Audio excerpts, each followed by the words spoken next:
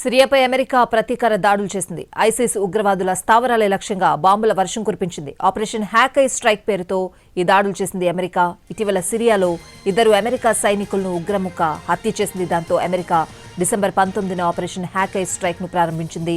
70 targets పై విరుచుకుపడింది. ఐజిల్ target గా ఈ operation ప్రారంభమైనప్పటి నుంచి అమెరికా దళాలు ఐసిస్ ఉగ్రవాదులను, ఆయుధ స్థావరాలను లక్ష్యంగా చేసుకుని దాడులు చేస్తున్నాయి. డిసెంబర్ 19న ప్రారంభమైన ఈ ఆపరేషన్లో మొదటి దాడిలోనే సెంట్రల్ సిరియాలో 70కి పైగా లక్ష్యాలను ధ్వంసం చేశారు. ఫైటర్ జెట్లు, అటాక్ హెలికాప్టర్లు, ఆర్టిలరీ వంటివి ఉపయోగించారు. ఈ దాడులు సిరియాలోని ఐసిస్ నెట్వర్క్లను దెబ్బతీయడంతో పాటు అమెరికా భాగస్వామి దళాలను రక్షించడంపై దృష్టి సారించాయి.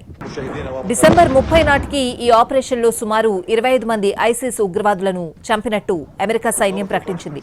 ఈ తాజా దాడులు ఐసిస్ ను మరింత బలహీనపరచడానికి, భవిష్యత్ దాడులను నిరోధించడానికి ఉద్దేశించినవి అని సెంట్కామ్ తెలిపింది. శత్రువులను వేటాడి చంపుతాం, ఇది కొనసాగుతుందన్న అమెరికా రక్షణ మంత్రి పీట్ హెగ్సెత్ ప్రకటించారు.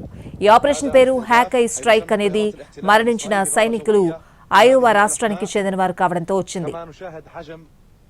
సిరియాపై అమెరికా ప్రతీకార దాడులు చేసింది. ఐసిస్ ఉగ్రవాదుల స్థావరాలే లక్ష్యంగా బాంబుల వర్షం కురిపించింది. ఆపరేషన్ హ్యాక్ ఐ స్ట్రైక్ పేరుతో ఈ దాడులు చేసింది అమెరికా. ఇటీవల సిరియాలో 2 అమెరికా సైనికులను ఉగ్రముఖ హత్య చేసింది. దాంతో అమెరికా డిసెంబర్ 19న ఆపరేషన్ హ్యాక్ ఐ స్ట్రైక్ ను ప్రారంభించింది. 70 టార్గెట్స్ పై విరుచుకుపడింది. ఐజిల్ టార్గెట్ గా ఈ ఆపరేషన్ ప్రారంభమైనప్పటి నుంచి అమెరికా దళాలు ఐసిస్ ఉగ్రవాదులను, ఆయుధ స్థావరాలను లక్ష్యంగా చేసుకుని దాడులు చేస్తున్నాయి.